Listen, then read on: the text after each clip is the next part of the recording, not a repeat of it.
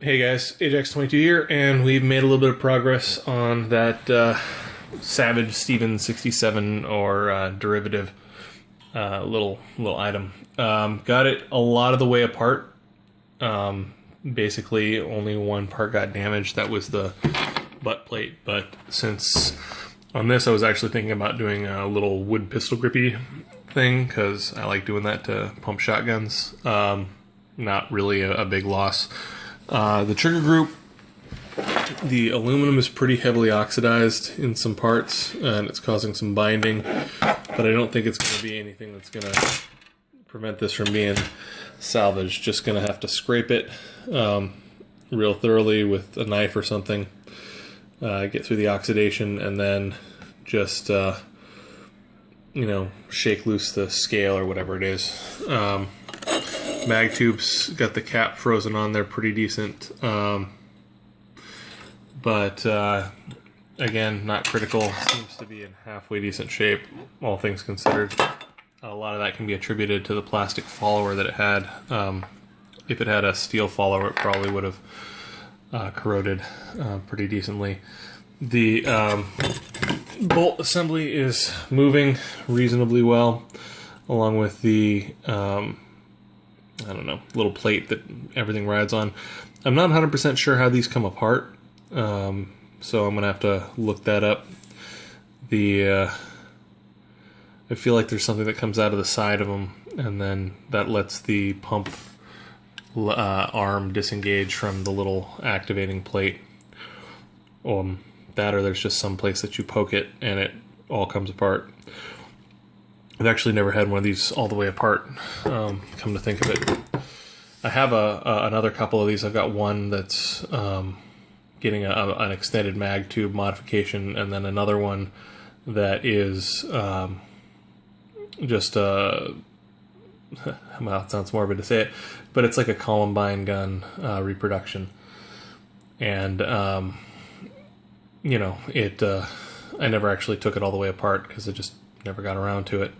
Those have a different trigger group though. They don't have this safety up here. They don't have they're basically the same design, basically the same trigger assembly, but they don't have this little top part. This one is kind of nice because it has reinforced bits to the stock that, or not the stock, the wrist, this chunk right here, that keep it from breaking quite as easily. The ones that just have the little tube that sticks out are notorious for breaking off. It's just sort of inevitable on these designs. It's the Achilles heel of these. They really don't make very good combat weapons because you really can't butt stroke with them. Any sort of torque on this piece and it just comes apart. If they'd made this piece out of steel, it'd be awesome. But they didn't, so they're not.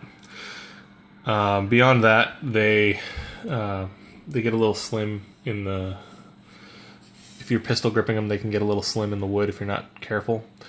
And they can lend themselves to breakage. You'll notice that on the 12 gauge pump that they had in the Columbine incident, they actually had that had been pistol gripped, and then it broke at some point from them shooting it earlier on and had been duct taped back together. That's a function of the design and sort of a haphazard modification. It's just how it would break. The wood's actually not bad. All things considered, they used a halfway decent grade of wood. There's inherently a pretty strong action, single action bar, but it is what it is. The mag tube's sort of a little bit janky in how it's supported. It's just sort of held in and captured by a single screw up front, which I've seen fall apart. I got a buddy that actually has a Department of Indian Affairs one of these with the riot tube. That's pretty awesome, except that he lost the screw from it at some point in its life. We need to go take that out and maybe do a video on it one of these days. It's pretty righteous. Yeah, So that's where everything's at. Nothing required anything more than penetrating weld to get to this point. The aluminum would have prevented any sort of electrolysis, and I wouldn't have felt right putting any sort of vinegar or anything on it. Aluminum corrodes and basically turns into like a sort of a slushy if it's in a bucket full of steel. And you hit it with even a weak acid for a decent amount of time. So can't really do that. So this is just PBlaster. Blasted on. Did an amazing job so far. Haven't actually had a chance to look down the barrel, but you know, as soon as I get a little piece of white paper, I'll stick it in there, shine a light. I don't expect it to be wonderful, but you know, this is the kind of rust that you can just mostly scrape off its pitting, but none of it's like scaly, nasty, deep rust. It's all very surface, very, you know, non-structural affecting rust. Hard to describe rust. There's a bunch of different types of rust, and with the amount of steel that's on this thing, I just don't see it being an issue. It didn't bind up any of the threads. It didn't bind up any of the moving parts. I mean, I really think that most of the binding occurred from the oxidized aluminum that sort of acted as a bit of a sacrificial element, but in the process got into some of the nooks and kept things from moving as well as they could have.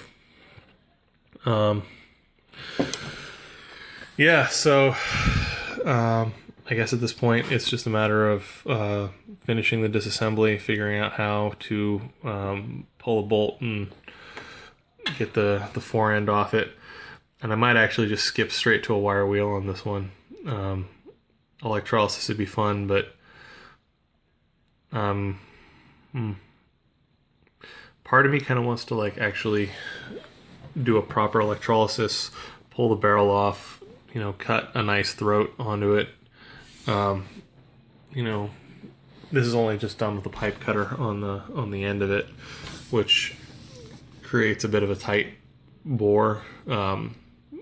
So you really should go back through and either pattern file out the ring that's formed, or use a hone or a reamer to cut it. I actually have a friend with a Benchmade that's pretty epic M4 tool steel, I think, and he just whittles the ones off, and it comes out pretty well. It said that's where this is at.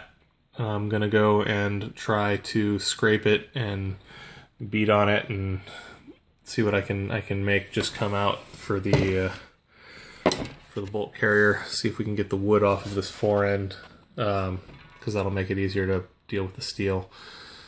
And then this, I'm going to look at how it comes apart and probably scrape it and see if we can't make it a little less scuzzy looking. Oil it up and then look into putting it back together. So yeah, it's coming along a little bit at a time. Anyway, that's what I got. Have a good one.